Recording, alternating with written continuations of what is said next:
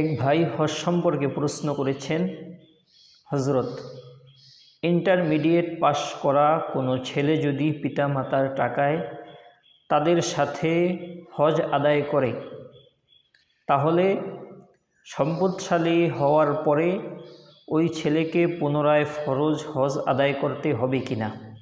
হ্যাঁ প্রিয় ভাই, আপনার এই প্রশ্নের জবাব হলো, এক্ষেত্রে তিনটা শুরুত হতে পারে।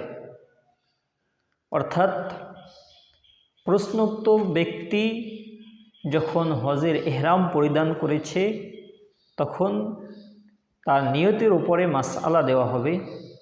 অর্থাৎ যখন সে এহরাম বেঁধেছে তখন হয়তো ফরজ হজের নিয়তে এহরাম বেঁধেছে, 1 নম্বর শুরুত।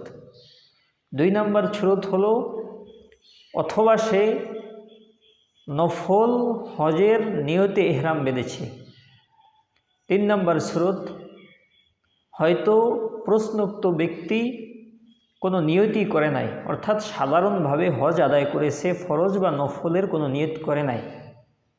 তো এই 3 ক্ষেত্রে প্রথম ক্ষেত্রে যখন ওই প্রশ্নোক্ত ব্যক্তি হজের এহরাম বাঁধার সময় ফরজ হজের নিয়তে যদি এহরাম বাঁধে, তাহলে সম্পদশালী হওয়ার পরে এই ব্যক্তিকে পুনরায় আর হজ করতে হবে না, অর্থাৎ ফরজ হজ আদায় করা তার জন্য জরুরি না।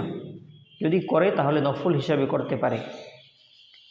দ্বিতীয় ক্ষেত্রে, অর্থাৎ যদি এহরাম বাঁধার সময় নফল হজের নিয়ত করে, তাহলে সম্পদশালী হওয়ার পরে পুনরায় তার ফরজ হজ আদায় করা তার উপরে ওয়াজিব করতে হবে।